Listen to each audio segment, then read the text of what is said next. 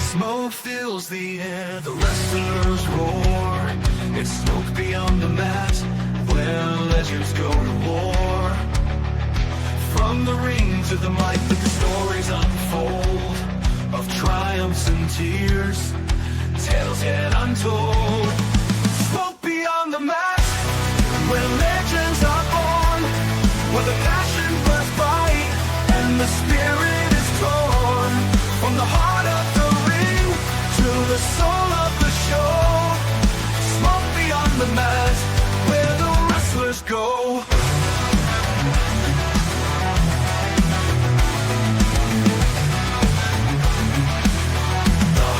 Take the stage with wit and charm. They guide us through the chaos, keeping us warm.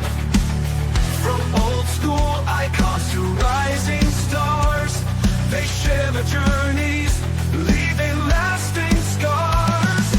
Smoke beyond the mat, where legends are born, where the passion burns bright and the spirit is torn. From the heart of the the soul of the show, smoke beyond the mat, where the wrestlers go.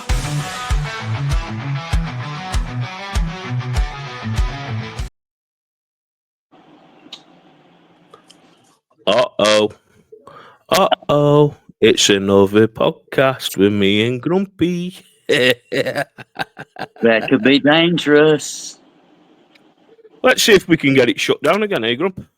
Like, why not? Why not? Yeah. Yeah. What we do best. It seems like what we do best here lately. Oh, yeah. We're always pushing the envelope, aren't we? And pushing it on what we're talking about and who we're talking about. Geez, what a person we're talking about tonight. The old Prince of Darkness himself. Kevin Sullivan.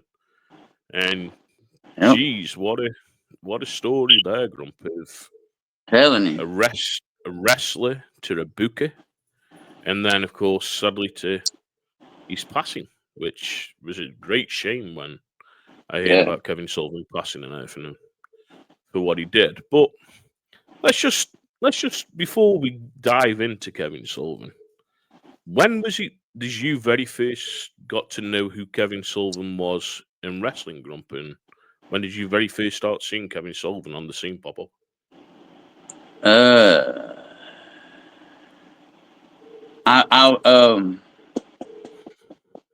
Well, see, I was born and raised in Knoxville, Tennessee. Yep. So we had the different, Southeastern Championship Wrestling. We had the Georgia Championship Wrestling. We had, several different ones around there. But I remember Kevin coming in, into the local East Tennessee wrestling circuit, back before the Prince of Darkness days. I mean, he was like any other, any other wrestler come through before, all of that part of his career kicked in. Yep, before he blossomed. But as you would say, before he blossomed. Yeah, and he was not like a cut bodybuilder or anything, but when you compare it to like a lot of the other figures and the power wrestlers of those days and stuff, he was a stockier, thicker kind of built guy rather than just your good old boy, Ron and Don Wright kind, Well, your no good build whatsoever. Well, the thing is, he wasn't on the same shape as, of course, you guys like Ultimate Warrior, Hulk Hogan, Macho Man, Randy Savage, them ones that had the Venice Beach look of using muscle enhancements, so steroids, of course, and they didn't look like that. These guys looked like legitimate tough guys and do a bit like brick shithouses, as we would say in the UK, which is that stocky build, Yeah. and you wouldn't want to mess with him. And that's the There we thing. go. It's like you said about knowing Kevin around then. I knew who Kevin Sullivan was the back end of like the late 80s to the early 90s, when, of course, I started seeing him pop up in WCW with the Legion. Well, it wasn't the Legion of Doom, it's the Dungeon of Doom, Yeah. basically. And it was against Hulk Hogan, when Hulk Hogan, of course, signed over to WCW. That's when I started getting to know who Kevin Sullivan was. And then, of course, learning that he was married to the Man, which, of course, was Nancy Benoit.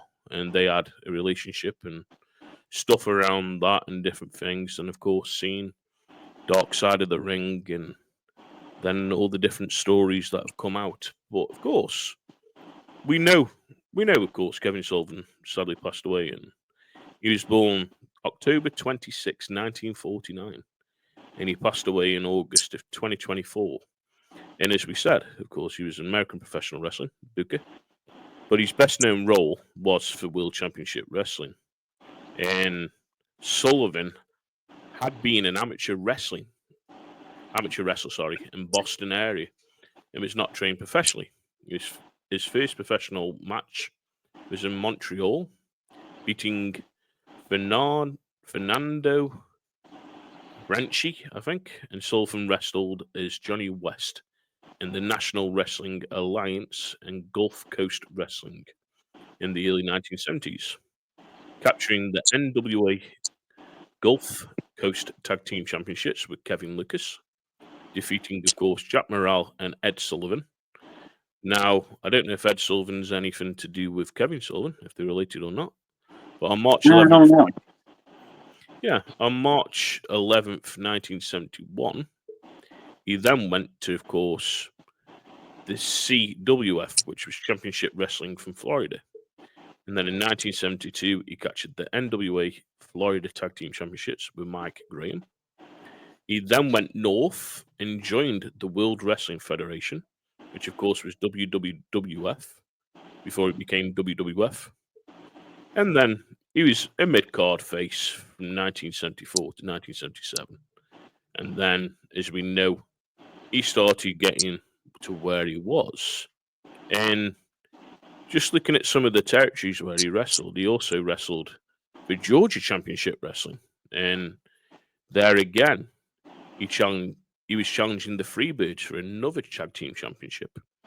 So when you just look at that little run just down there, Grump, with National Wrestling Alliance tag team champion, Mhm. the CWF another tag team champion.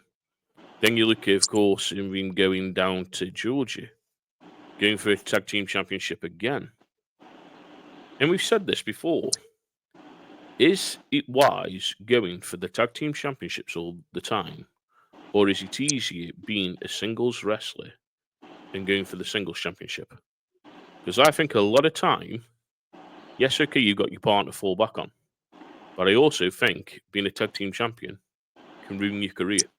Because you're never going to be that next level single where you're going to get these single championships. It's always going to be tag team, Yeah. tag team, tag team. So what do you reckon on that? I think, of course, we can name people who wrestle tag team who stand alone. Also, we know those, the Flairs, the Andersons, all those The guys, Hearts. man. They're all great standalone wrestlers, and they all team up, tag up and stuff. But for your everyday, well, I won't say every day because you have to be exceptional athlete to even be in there, period. But, for the ones who are lesser known, let's say, you're earlier in your career, you're lesser known, you don't have the experience under your belt, stuff like that. I think those guys back, you need to make a decision because, like you said, if you get too wrapped up in the tag team thing, then it's going to be hard to break out in your solo career everybody's going to be looking for who you partnering up with. Yeah. So I think it with some people, it's going to work no matter what. But for the majority, I think it's something that they have to think about earlier in their career and make a Yep. decision, a path decision. Am I gonna try to stay hooked up with a good tag team partner, or am I gonna, go solo and maybe have the occasional tag match or something? Yeah. Because I mean, you saw some of the tag teams over the years. You know good and well they Oh, yeah. weren't looking for any longevity as far as a tag team goes. They were just teaming up for. Yeah, but you look at the Steiner brothers. The Steiner brothers, of course, teamed up for so long, Yeah, legitimate brothers, and then they went their own solo ways. And of yeah, course, they started winning championships. Then, of course, they team up again. The same as, of course, the Hart Foundation. Jim Neidhart, he went doing his solo things like Bret Hart did, and then they team up. And then, of course, Davey Boy Smith teamed up with him. Then Owen Hart teamed up with him in different things, but they always had that bit of a solo run. Then, of course, they teamed up again. But yeah, I think the greatest thing that Kevin Sullivan did was when he had his first heel run. And his first heel run, of course, was in Georgia in 1980, and he won the NWA National Television Championship from Steve Keirn on November 29th. After yeah, Sullivan attacked Keirn during the match, while Keirn, of course, was re-entering the ring, Sullivan lost the belt, though, to Steve O on January 16th of 1981 due to outside interference by Keirn. And then from April to July 1981, Sullivan then, of course, wrestled as a heel, but went down to the Memphis territory area, where alongside the Honky Tonk Man and manager Jimmy Hart, he battled the local faces, including, of course, Jerry the King Lawler, while also continuing his feud with Keirn, who was also wrestling in Memphis at the time. Sullivan returned to Georgia as a heel in November 1981, but then he turned face, so basically he turned to being that baby face again by late March 1982, and feuded with Buzz Sawyer, while the Georgia territory, before returning to Florida again to wrestle Eddie Graham. But just there alone in the 80s, when you look from that to there, what a great mixture that was. And you've yeah, got to look, he had a long time in wrestling. And you've only got to look at the years from Florida. He was in Florida Championship Wrestling from 1982 till 1987. Well, I was one in 1987. And you've only got to look at some of the greats he wrestled there. mm-hmm. And the people that he was meeting as well. But what do you reckon, of course, from him turning heel to babyface? I don't think many people can carry it off. And you know something? This is the thing where I'm going to go with this, Grump. Yeah, WWE over the weekend, Elimination Chamber. Cody Rhodes had to make his decision whether or not he's going to join The Rock. yeah, John Cena won the Elimination Chamber, and he turned John Cena. Seal. Yeah, he looks like Seal. yeah, But yeah, John Cena, of course. He turned him heel. The way they turned him heel is him hugging Cody Rhodes and then kicking him straight to the balls. yeah, That's the heel shot there. Some people can carry that heel marker off as being a heel. But when you turn from heel to babyface, you've got to try and win that crowd over. And yeah.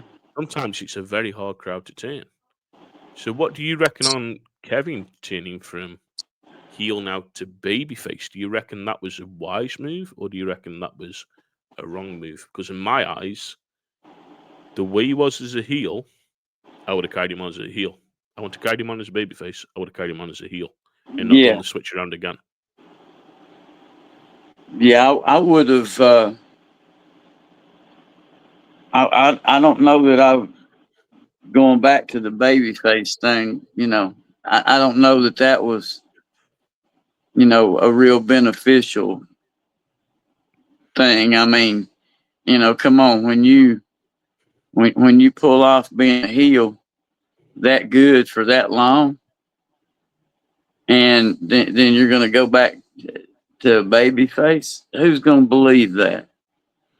No one's going to believe that. Who's going to trust you? You know, That's I that's mean, the one. yes, we all know. It's not like I'm sitting here talking about a soap opera, but it's hard. Like you said, you've got to win that crowd over. Well, when you've been the heel Sullivan for all those years, and you do it so well, you Mm. know, you do it so well. Who's gonna believe it? I mean, you're never about the only thing you're gonna do is tick people off. I think the only person that I've ever seen that worked the heel to babyface was The Undertaker. And it was when him and Jake were feuding with Macho Man. Jake's waiting around the corner to hit that steel chair on Macho, and Elizabeth comes. Undertaker grabs the chair and goes, that started The Undertaker off being loved as a babyface because he was a heel. Yeah, Jake stayed as the heel. And if you look at Jake the Snake, he was always a heel. Yes, okay, there could yeah, have been them little babyface moments, but that guy was one of the most slipperiest characters in the ring. Bringing the Snake down, his movements, his promos and stuff. Does he stayed as a heel? Look at Bob Orton. Bob Orton was the master heel. Didn't break his hand, but he used that cast all the time. yeah, Bang! And this is the thing. I think Kevin was where he needed to be, and he could have probably seen the change of what he needed, but as we know, he was a heel in Boston Battler, of course, Sullivan, and the Prince of Darkness gimmick. So when he started the Prince of Darkness gimmick, it all yeah, started around his time, of course, being a championship wrestler in Florida. And he adopted the persona of an occultist and cult leader. He was invoking the powers of the dark spirits in promos and matches. The gimmick was inspired by the ongoing satanic pandemic. So, of course, Grump, you were around this time of this satanic pandemic. And we all know, of course, the Manson family. And old Charlie Boy Manson. Jeez. Do you reckon that was the right movement for him to change and do that and be affiliated with that shit? Or do you reckon that was well, so, whoa, okay, we're stepping over the mark. Are you with this? What do you reckon?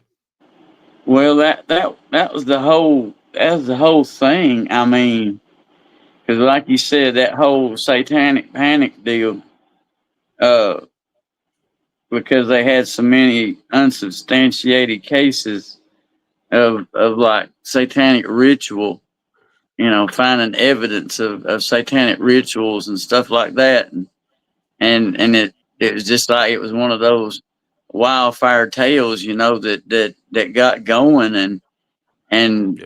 12,000 of these reports, and folks were freaked out. But I mean, that that just goes to show. I mean, uh, it points toward the genius in the madness. I Yeah. mean, here's this natural panic, and you're portraying this dark side of things, and it was like that was like a gift dropped in his lap, as far as Yeah. that goes. You know, That's that's the thing. If you look at it, it was like it was being given to him. yeah, Well, this is an idea. Now go run with it. yeah, Okay, I'll run with it. yeah, And Geez, you've only got to look around that time though as well. In the CWF, of course, he became associated with Manic Mark, of course, under Purple Haze. Then Mike Davies, Bob Root, The Lock, and then of course Luna Vachon. Yeah. Geez, Luna Vachon. And others as the Army of Darkness. His biggest rivalry around the time of course, being in the Army of Darkness was Dusty Rhodes, Barry Windham, of course. Barry Windham being Mike Rotunda's brother-in-law and Bray Wyatt's uncle. And sadly, of course, we lost Bray Wyatt. And then, of course, his former partner, Mike Graham. Sullivan spent his time then, of course, with International Championship Wrestling and brought the Prince of Darkness gimmick there, along with Lewin and Root. He had the Fallen Angels as his valets, and then who later became known as the Woman, of course, which we all know then was Nancy Benoit. Sullivan was the top heel in ICW, where the company first was national and had been noted feuds with Austin Idol. A great legend who we spoke about, Superstar Billy Graham. Of course, Bruiser Brody. Geez, the stories we can tell about him. Yeah. As well as Joe Salvadee and also Black Jack Mulligan, and the stories we can tell about him as well. So just there, Grump, with who he feuded.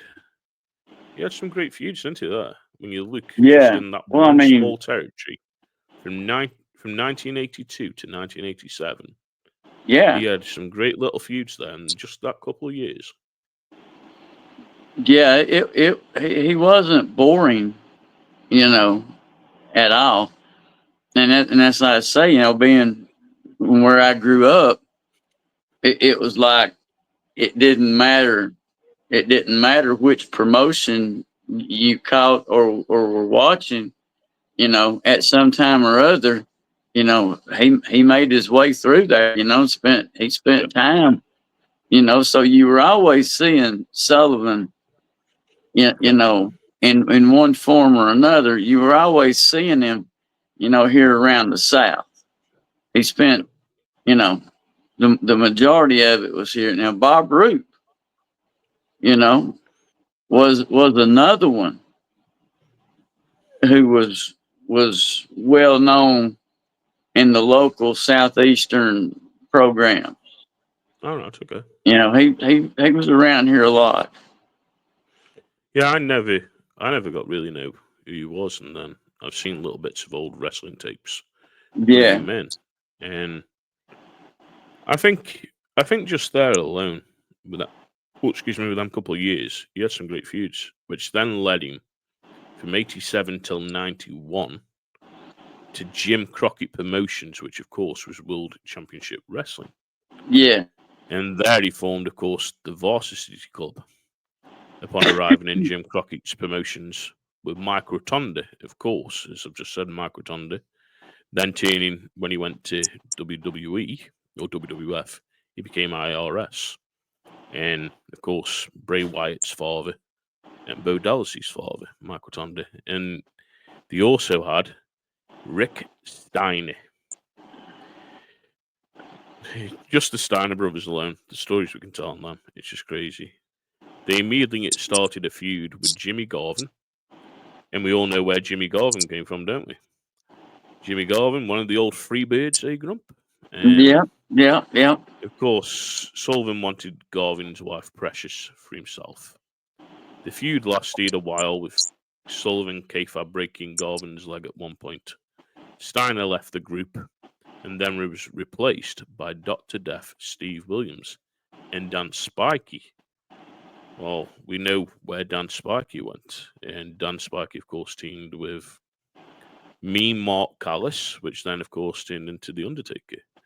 And then they feuded, of course, with Dusty Rhodes, the Road Warriors, of course, Hawk and Animal, Rick Steiner, Eddie Gilbert. Sullivan then attacked, of course, Gilbert's wife, Miss Hattie, or however you pronounce it. But just there alone, just stepping in, that's a great thing, isn't it, as well? Just with who he was teaming with. and then feuding with. And what do you reckon on that, Grump? Just stepping in a new promotion and bang, that's already what you're doing in a new promotion. Well, I mean, that, I mean, it obviously works out great for Sullivan, Yeah. you know, but the other side of the coin that you have to watch out for by coming into a new promotion, such a hot shot like that, you might tick a few people off. Yeah. You know, you just might upset a few people when you're coming in that hot, and Zoom, you're going to the top, and they've been there a few years and getting overlooked for this, that, and 9 other things, and here you come Yep. bebopping along. That's a good Yeah. way to get a bullseye on your back. And I'm just saying, that's just the other Yeah. side of that coin. You gotta be No, it's real. true.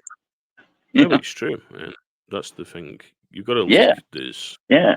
by '89, the varsity club was gone, and then Sullivan formed the stable, Sullivan Slaughterhouse, with none other than Mick Foley, Cactus Jack, and Bud Sawyer, later replaced by Bam Bam Bigelow to feud with Rotonda. Then Sullivan took time off in the 1990s, which he had a year gap from 1990 until 1991. And then he became the manager of One Man Gang, Black Blood, and the Angel of Death. He cut the Al Gigante's hair and had a brief feud, and then Sullivan was also the masked Great Wizard, briefly to manage Oz. So Oz was basically Kevin Nash, who of course then left and he went to WWE or WWF and became Diesel. The Oz did, but after the contract with WCW expired in August 1981, Sullivan, like most of them, go and wrestle in Japan. And of course, he wrestled in FWM, where he wrestled against Artusui Antone, I think, and Ed Farhart, and then later moved on to compete in W Star ING, which I think is announced as wanking, basically. So he wrestled in wanking, which what a great wrestling name that is, wanking. Ain't got a clue. This is why I said we'll probably get shut down tonight after this one, Grump. I'm telling you, it's terrible. Well, what do you reckon happened there from that time in 1990 to 1991? Coming back to then being a manager, not a wrestler. Having another stable, so you've gone from having the Dungeon, well, the Army of Darkness. You've then gone from having your other one, the Varsity Club, to then having Sullivan Slaughterhouse, and then that going. I don't know if he was, just took a break to think about it and make decisions or whatever, or if he may have been, he may have had some sort of injury he could have been nursing and decided that, time to lean more toward managing than wrestling. It's hard to say really what went on that year, but I mean, something obviously changed. Yeah, I don't know I what think it exactly was, but something, yeah, changed. I think as we saw at the end of '91, coming into '92, being a manager and the likes of who was managing, Oz, of course, leaving, becoming Diesel, which was Kevin Nash. Bam Bam Bigelow leaving, going to WWF and wrestling as Bam Bam Bigelow. Al Gigante, he left, went to wrestle in WWF, is basically Gonzalez or something. And they put Al El Gigante in a one-piece suit with hair on it and fake muscles. And they put him against The Undertaker. What a fucking shit crock of crap that match was. Let me put it that way. It was one of the biggest, shittiest pieces of crap I've ever watched. But that's what WWF did around that time. Of course, cartoon characters. Do you want to keep it cartoony? But hey ho. But of course, he then went and had a year off from 91 to 92. And then he shows up in 92 in Smokee Mountain Wrestling. And of course, Smokee Mountain Wrestling around that time was owned and operated by none other than Jim Cornette. And Jim Cornette owned Smokee Championship Wrestling. Yeah. And Jim Cornette, another great thing there. But around the time that he went in, he started feuding with primetime Brian Lee. Where after Lee's matches, there would be a miniature tombstone brought to ringside. During the feud, he was known as the Master and enlisted the help of the Night Stalker, the Mongolian Mauler, to soften up Lee. After Lee defeated the Night Stalker, he finally came to face with the Master. He was revealed to be, of course, Sullivan, after he delivered a fireball to the face of Lee and was joined by the Night Stalker and busting open Lee on live television. Lee would then return and finally get the upper hand on Sullivan in a Singapore spike match.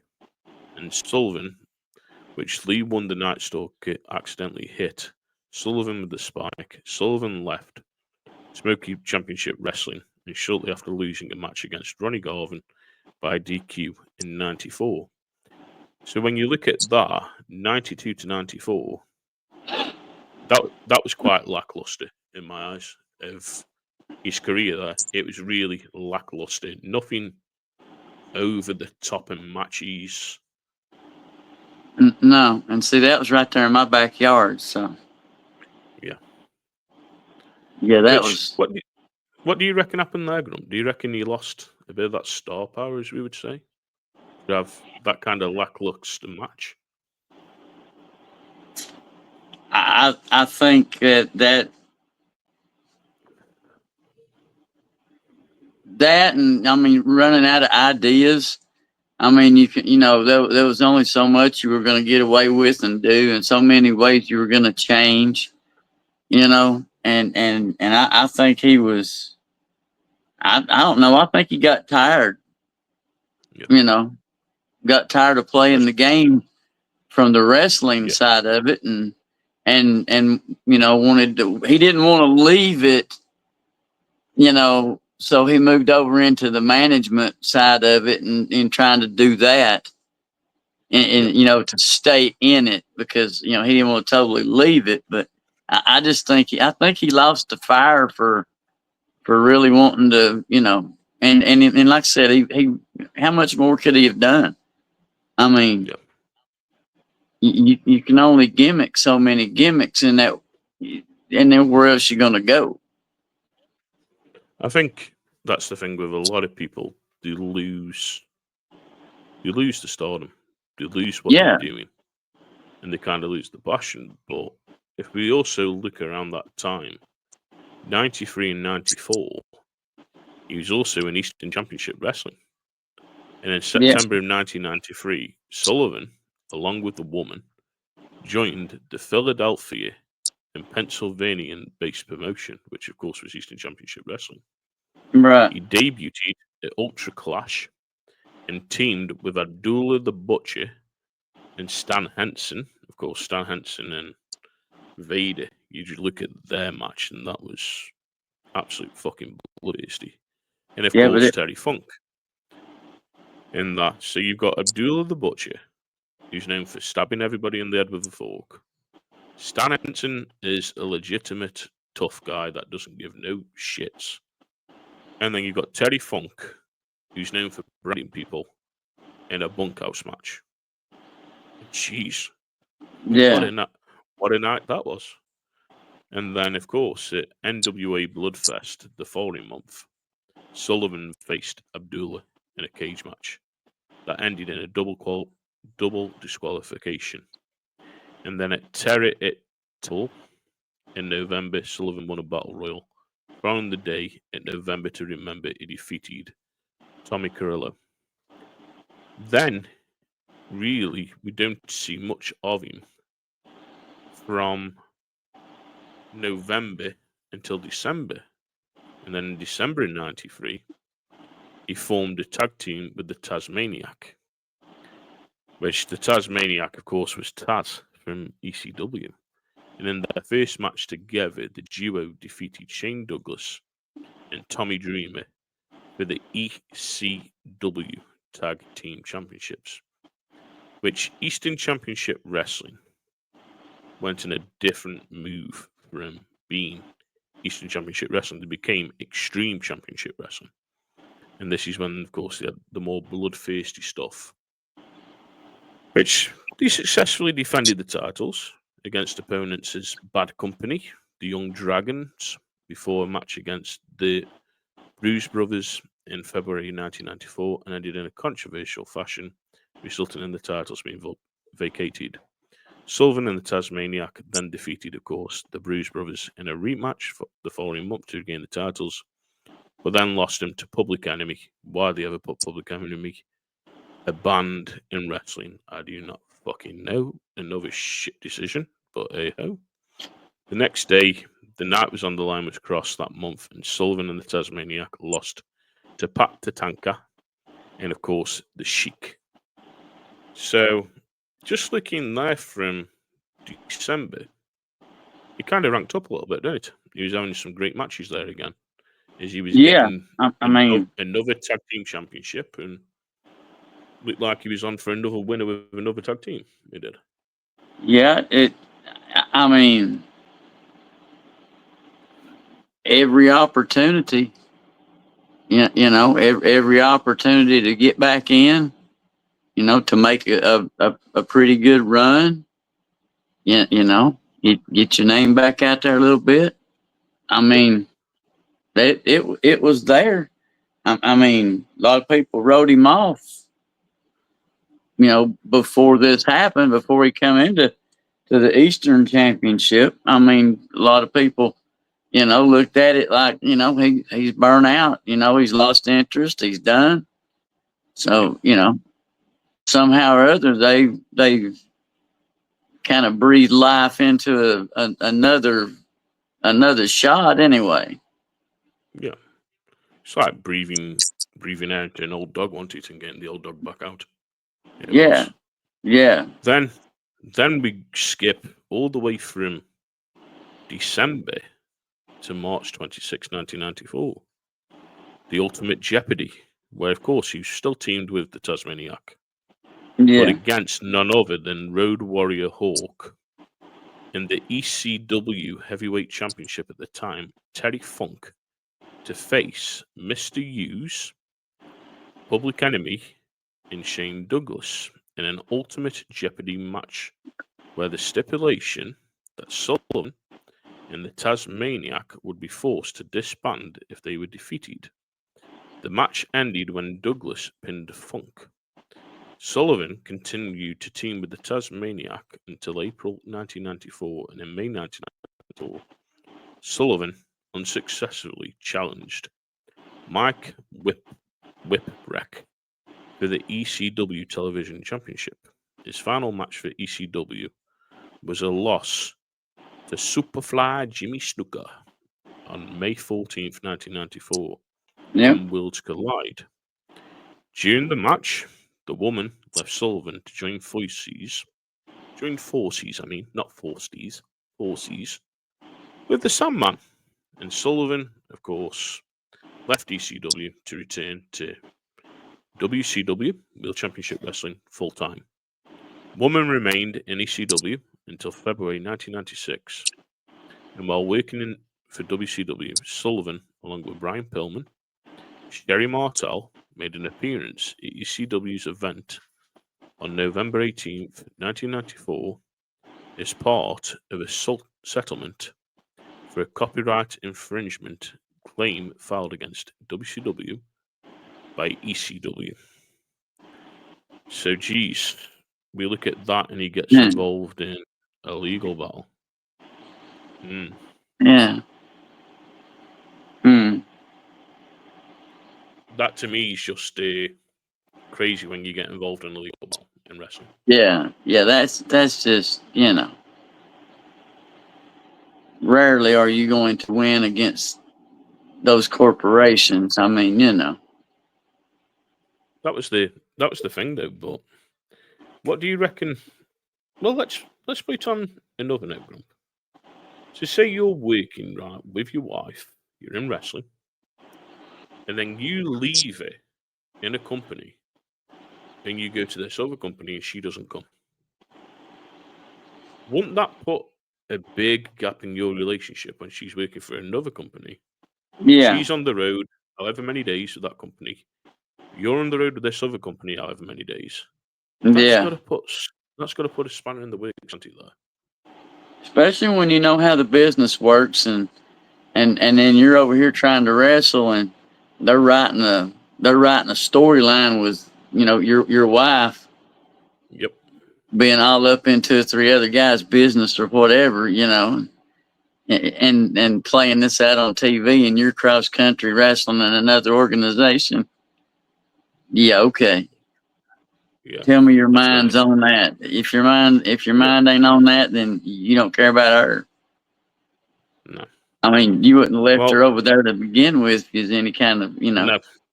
Yeah. if there's any kind of But then, man, you wouldn't have left her over there in the first place. But that's just oh a no. grumpy old fart's opinion. So, But of course, we get to the point then of returning to WCW. And this is, of course, when I got to know who Kevin Sullivan was with the Three Faces of Fear and the Dungeon of Doom from yeah, 1994 to 1997 was the Three Faces of Fear and the Dungeon of Doom.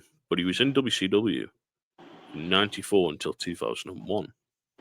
And Sullivan made his appearance with, of course, WCW in January and March 1994, teaming with kayfabe brother David Sullivan, a dyslexic character who is being picked on by the Nasty Boys. Why the friggin' hell did they choose a storyline of a dyslexic character? Jeez, okay.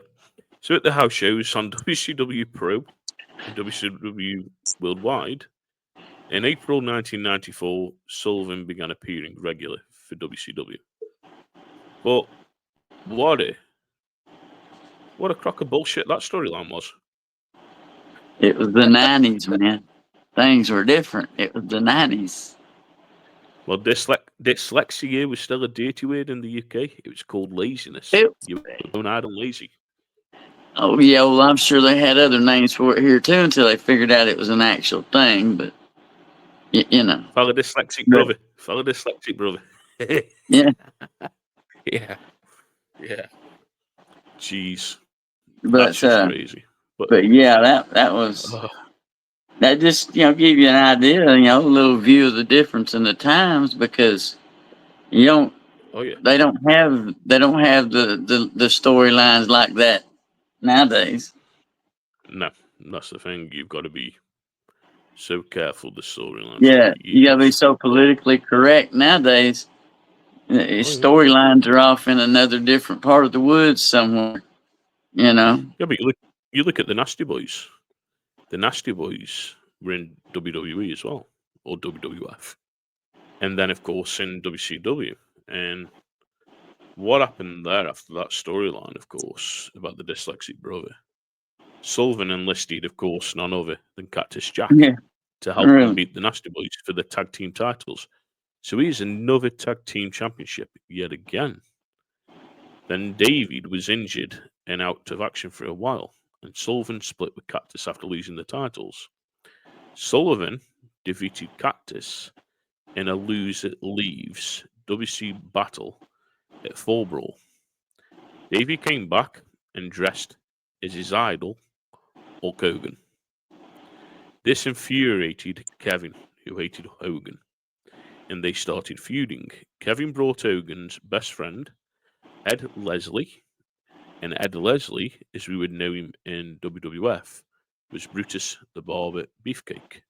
So they brought him in as the Butcher to help him with his feuding against Hogan. He also brought in the Avalanche, of course, being Earthquake from WWF, and called the trio the Three Faces of Fear. They feuded, of course, with Hogan, Randy Savage, ex-WWF, and of course, none other than Steve Bowden, Sting.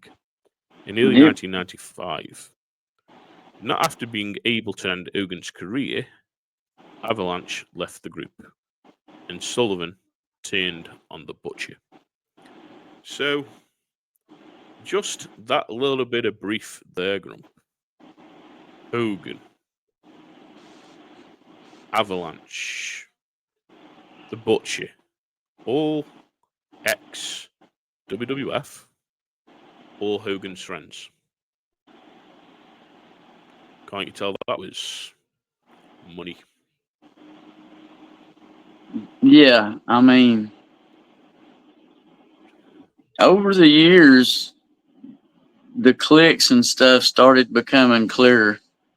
You know, who's friends and who's not friends, and who likes who and who don't like who, and who's helping who, and who's looking out for who, and it's all come clear over the years. And it's like you said, those were all Hogan's buddies. Yep, they were. But in late night, well, if we go a little bit further, of course, in late 1995, Sullivan became hearing voices of somebody calling him to come and find him. Geez, this is where the shit hits the fan and sticks to the fan. Over the course of several weeks, vigilance was shot with Sullivan searching for the man, who eventually became known as the Master. Once Sullivan found the Master, he was rechristened with a new gimmick, the Taskmaster. The two men immediately started putting together a new group that eventually became known as the Dungeon of Doom. In time, the group grew to include Kamala, ex-WWF, the Barbarian, ex-WWF, Ming, used to be a Haku, ex-WWF, the Yeti, ex-WWF, Hugh Morris, Loch Ness, One Man Gang, ex-WWF, Big Bubba Rogers, ex-WWF Big Boss Man, and the Giant, which of course would then turn into the Big Show. Sullivan also brought in his former Three Faces of Fear stablemates, the Avalanche, is the Shark, the Butcher, wrestling as the Zodiac for a very short time, and Big Van Vader was also a member, of course. Managed by Sullivan, 4 Dungeon of Doom members lost to the Hulkamaniacs in a War Games match at September's Fall Brawl, and as a result of Hogan's win over Zodiac, he got to spend 5 minutes alone with Sullivan. The feud with Hogan continued for much of the remainder of the year, and so the group had Jimmy Hart as its manager after he turned on Hogan in October 1995 and cost him the WCW World Heavyweight Championship in a match with the Giant. The Dungeons feud with the Four Horsemen, and Sullivan acquired a disliking for Brian Pillman. Once Sullivan sent Pillman packing, the Dungeon and the Horsemen joined forces to get rid of Hulk Hogan and his friends and formed the unsuccessful Alliance to End Hulkamania. So, just there with that alone, that was just too cartoony. Wanted too cartoony, not real wrestling, and not getting to where it should have been. You got some great wrestlers there, and you used them as cartoon characters still, like they were being used in WWF. Yeah, it was a little it was a little cartoonish and a little out there, during those periods like that. I mean, it was just, you know, Yeah. the storylines to the humanly impossible shit they were doing. I mean, it just Well, they were too deep in the gimmicks for that period. You know. you've only got to look at the match they had with the steel cage, and they put a Dull of the Butcher in the electric chair. Like that gimmick was ever going to sell. If Yeah. anything, that gimmick shut them down for a long time with people not watching their product. And that was WCW. And Yeah. geez, of course. He then started his retirement from 97 up until 2001. So after Sullivan and the Horsemen, which Chris Benoit, of course, began a feud with Pillman. And then it lasted for over a year during Benoit took the woman, of course, which was Sullivan's partner at the time, with him. Sullivan brought in Jacqueline, which Jacqueline, of course, then left to go to WWF to help him to add to Conan to the dungeon. He lost a retirement match to Benoit at Bash at the Beach on July 13th, 1997. The loss gave him more time to concentrate on his job as a booker. Sullivan stayed on as a booker or a member of the WCW booking committee after he put Benoit over and made a brief on-screen appearance with his reformed varsity club of Mike Watonda, of course, Rick Steiner, and their cheerleader, Lee Meow. After a couple of months, he was back off television. In 2000, after the demotion of Ed Ferrara and Vince Russo and subsequent departures of the latter, the resulting chaos led Sullivan's promotion, to head booker. The move, of course, pissed a lot of WCW wrestlers off, giving Sullivan history of professional rivalries with Benoit, after Benoit had, of course, an affair with Nancy Benoit and later married her. So Benoit, Dean Malenko, Eddie Guerrero, and Perry Saturn would quit that night. And when they quit WCW, they turned up on World Wrestling Federation, which was WWF. They showed up on live TV, and Sullivan was fired just before WWF brought WCW in 2001. So Sullivan had lost his job, and he was known to be a very hard-headed person to work with as a booker. Now, do you reckon the writing was on the wall for him lose that job with being a big-headed person, his amount of rivalries he had with wrestlers and different things? Did you think that was what led to his downfall, but also, of course, he was never going to really stay when the company was getting brought by WWF?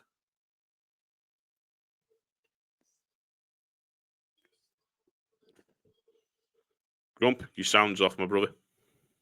Grump, your sound. Yeah, We do apologise. I had dogs barking, man. I had to mute it there for a minute. It's But all right. I think that with the years of experience and the moving around that Sullivan did, throughout the different promotions and things of that nature, I think Kevin was. I think he was smart enough to be able to see the writing on the wall. Mhm. They didn't care for him. He didn't really care for them. There was really going to be little to no future in it. So, I mean, Yeah. I don't know that it was a big surprise more than just, let us write this last deal. Your last parting we won't make it look like you had it. We'll just fire you. Yeah.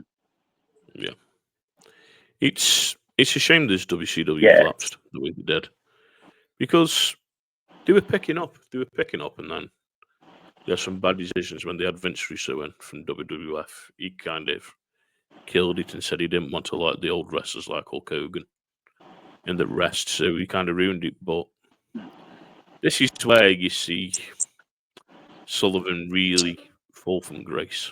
And he started working for independent promotions from 2001 till 2021.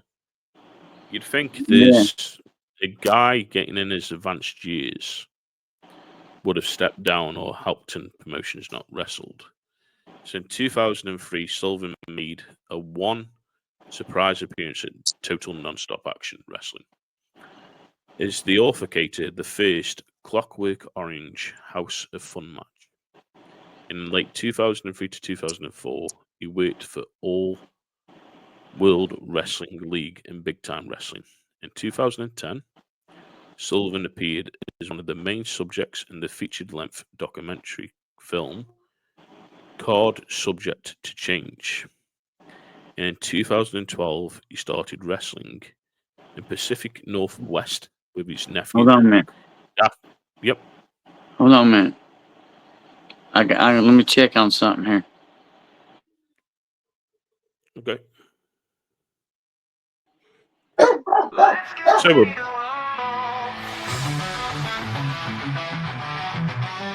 Fills the air, the wrestlers roar.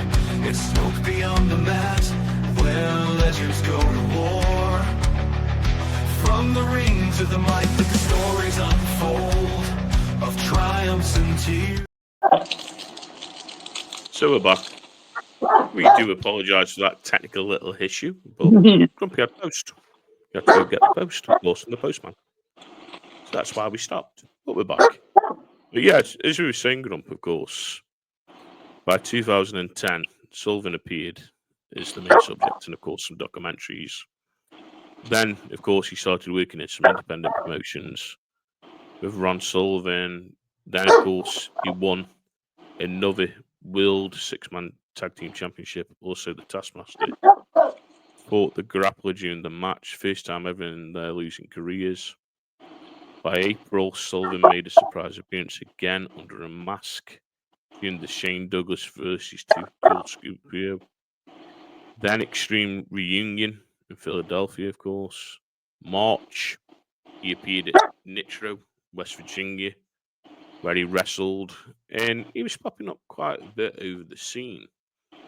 And then he appears as himself for a wrestling sequence in 2013 film Pro Wrestlers vs. Zombies during an APWA Wrestling Pile Driving Drugs 2. He wrestled, of course, tag teaming with the Barbarian and was managed by Don West. They would defeat, of course, the Beatsman and Jock Sampson.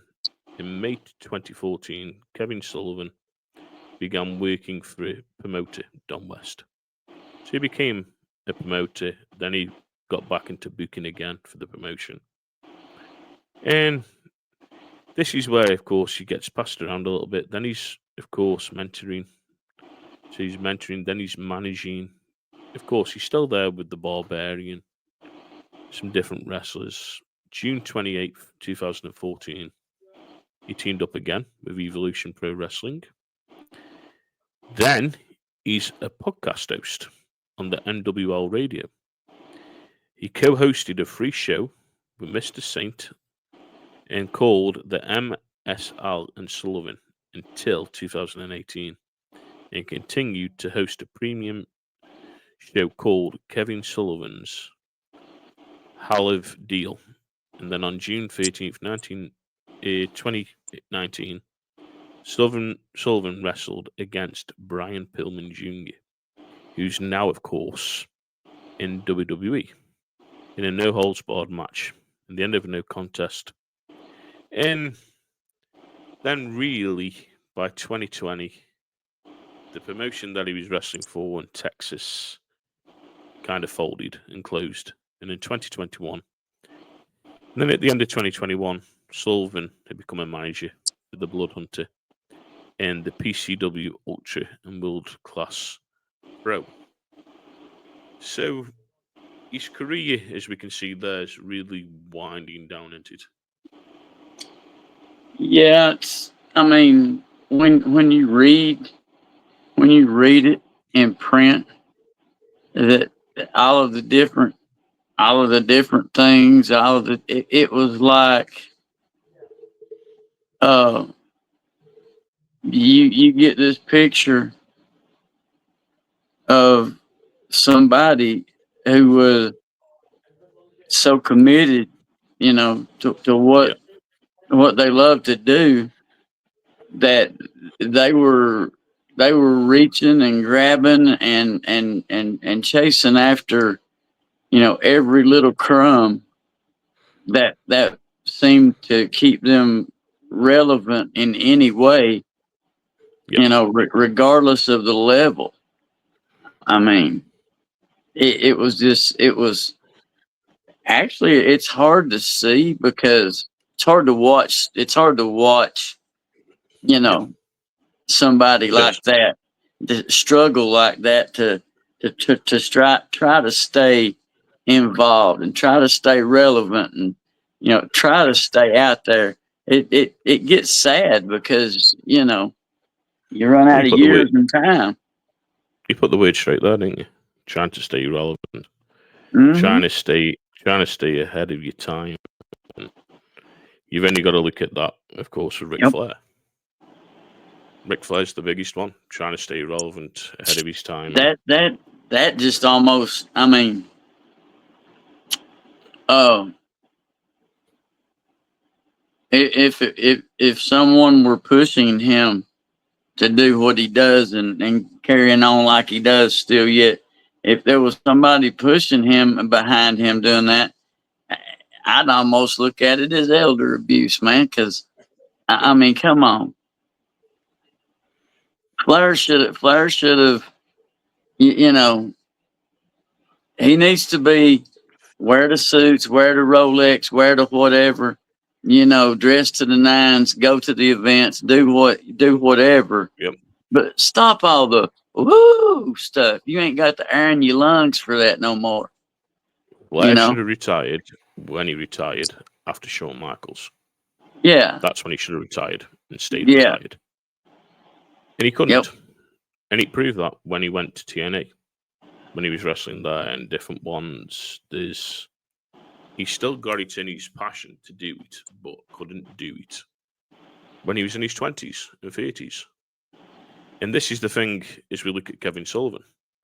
He was trying to stay relevant as he thought he was still in there. And just a brief note, in 2016 and 2017, he turned up at Ring of Honor, where he made a Yeah. surprise appearance during, of course, an unsanctioned fight without honor, which was a match at Ring of Honor's Best in the World 16 between Steve and BH Whitney, and Sullivan helped Whitney win the match and stuff. And he showed up there, but if we look at his personal life, of course, he was born in Cambridge, Massachusetts, on October 26, 1949.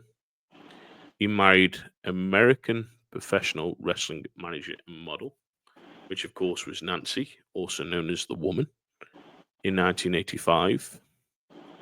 And this was Nancy's second marriage. Then Nancy left Sullivan in 1997 and would marry Chris Benoit in 2000.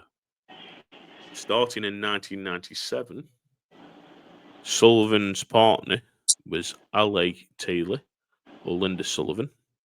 She contributed with Sullivan to publish the Old School Ring Squared series, a fictional account of the beginnings of wrestling business and the influence of television in the territories.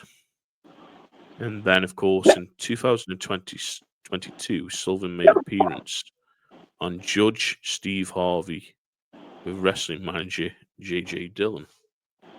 So Yeah. you just look at that, the amount of marriages he had. Was he finally happy with his last marriage? It's hard. You work on the road with your wife, she finishes with you. She marries someone, then you have a personal grudge with them to the point they leave and go to another company. Yeah.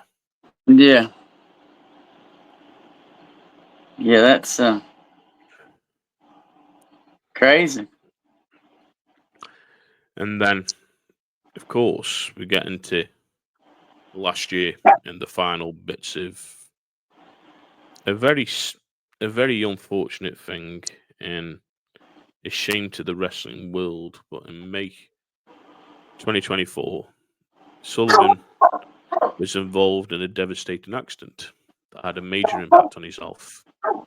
He underwent surgery and sustained multiple complications, and the accident reportedly affected his ability to function independently. And on July 15th, Sullivan claimed that he was in the process of recovering. Sullivan died of complications of a blood clot in Concord, Massachusetts on August 9th, 2024, at the age of 74. And that's when we lose Kevin Sullivan, at the age of 74. Yep. What a career though, Grump. What a career starting out the stables. The amount of tag team championships as he won. And then to that in the passing of his death. Yep. He had a lengthy career. You know, he covered some ground. You know, but then, like I said, it just seemed like there at the end. I mean, of course, you know, they get it in their blood, and they can't. You know, it's all they know. Yeah.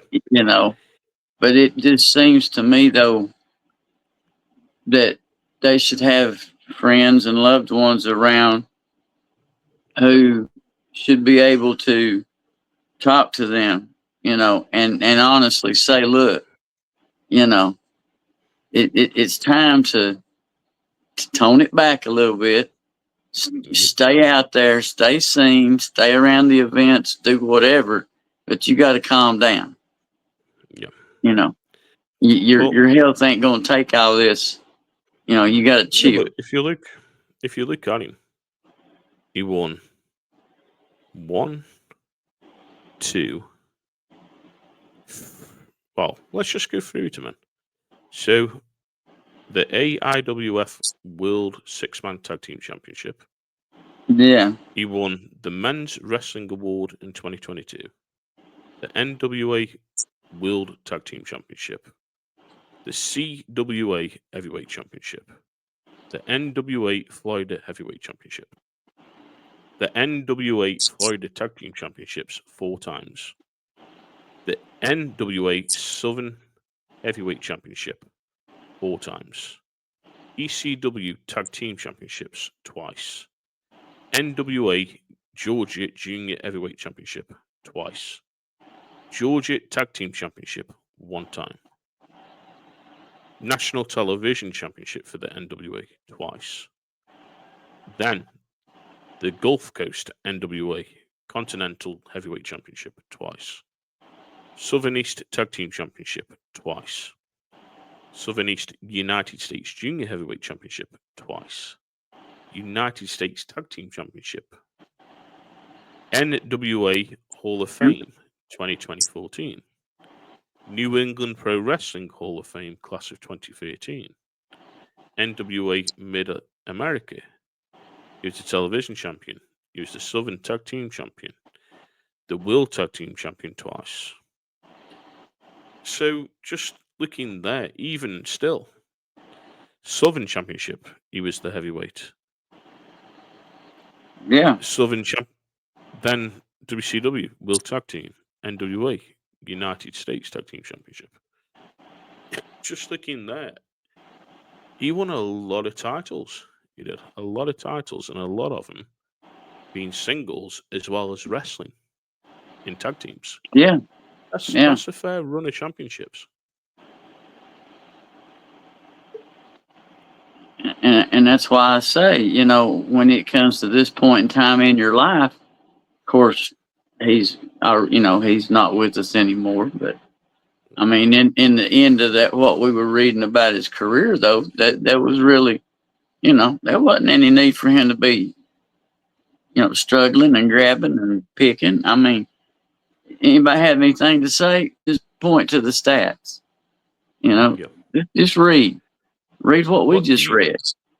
What do you reckon around the surroundings of what we spoke about the other night? And we don't speak ill of the dead when we do this.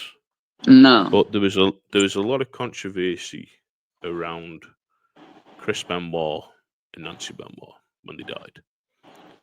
And Kevin Sullivan was put at the front thought of it. He was behind the murder of Chris Benoit because of the amount of troubles that they had. Kevin Sullivan was still jealous of Nancy Benoit and wanted her back. A lot of people said this Kevin Sullivan had got something to do with it, and he took it to his death. I think it's very hard to say that because Kevin Sullivan can't fight his ground. Chris Benoit can't say yes, this happened because he's dead. Right. And a lot of media's come out and said, was Kevin Sullivan involved? And I think a lot of that tarnishes your career when someone's trying to say that about you. And if he did have something to do with it, then yes, he's taken that to the grave. Yes, we shouldn't be talking about him. But you know something? We don't know what happened that night when Chris Benoit and Nancy Benoit died and the son died. We don't know if Kevin Sullivan was involved in it. But when you look at Kevin Sullivan's career, he had a great career. Was a great tag team championship wrestler. He was a great heavyweight champion. He was a booker, promoter. He worked his balls off. He brought in some great stables, worked with some great wrestlers. Do you reckon he'll ever be in the WWF? Well, WWE Hall of Fame now, Grump, as we would say. Do you reckon he'll ever show up in that?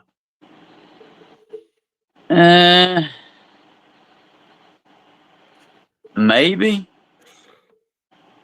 I mean, I'm hard to say. I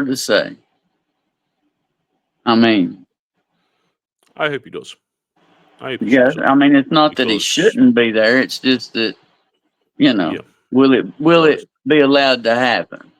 Yeah, a lot of ifs and ahs and ticks and all the rest. It's the same as Chris Benoit.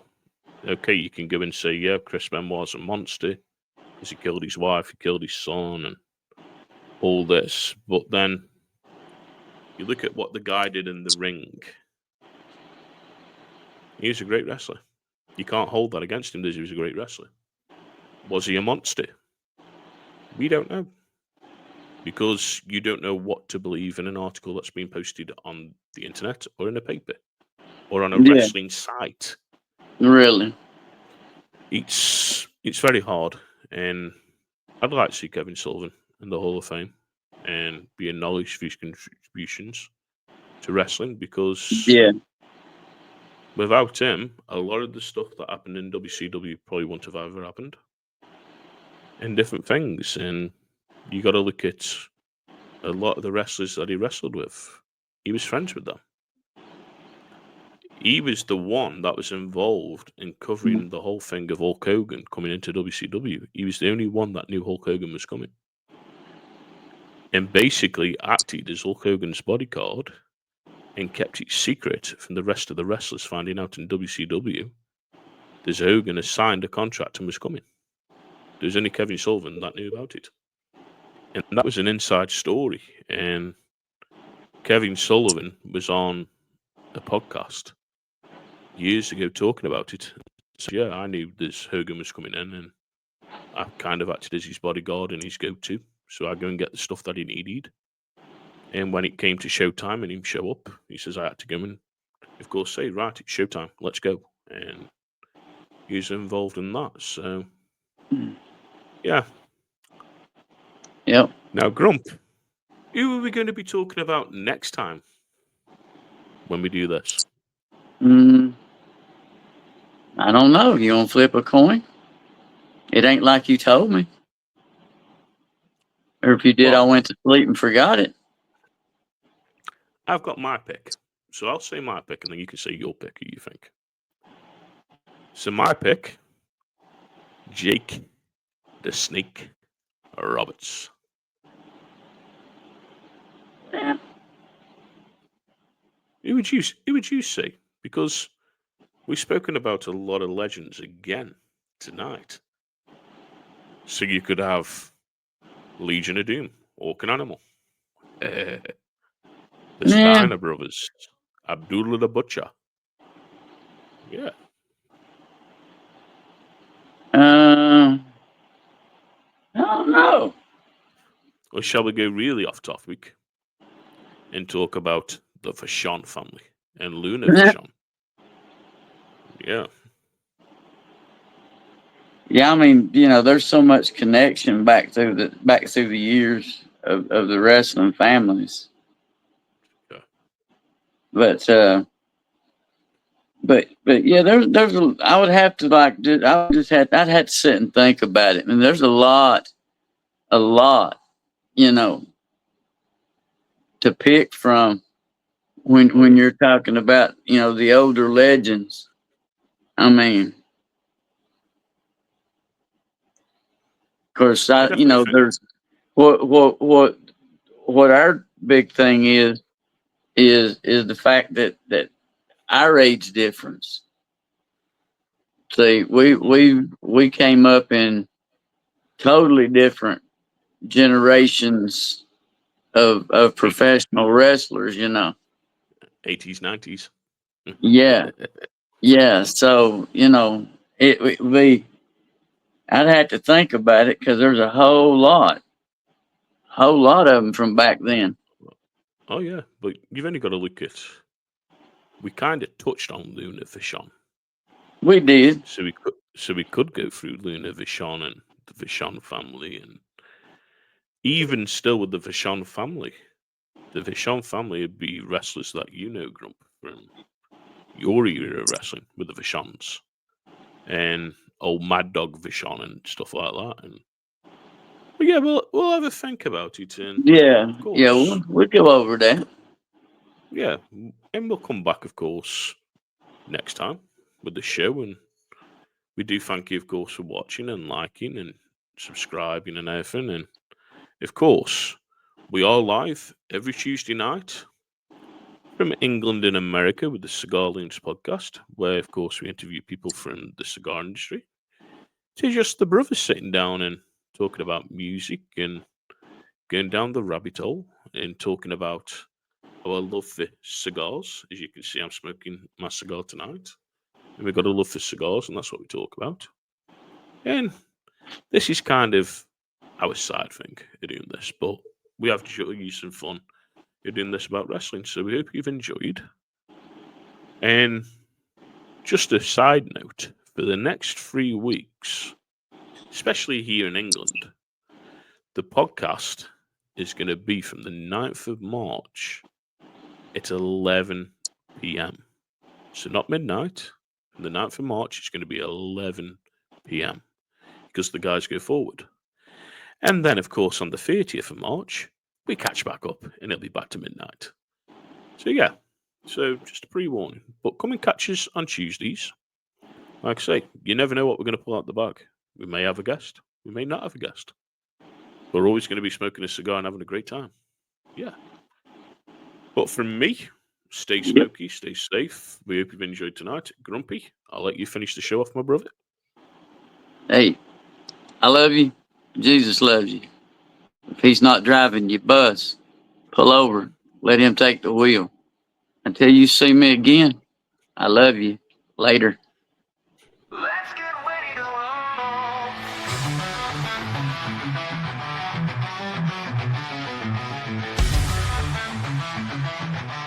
Smoke fills the air, the wrestlers roar. It's smoke beyond the mat, where legends go to war. From the ring to the mic, the stories unfold of triumphs and tears, tales yet untold. Smoke beyond the mat, where legends are born, where the passion burns bright and the spirit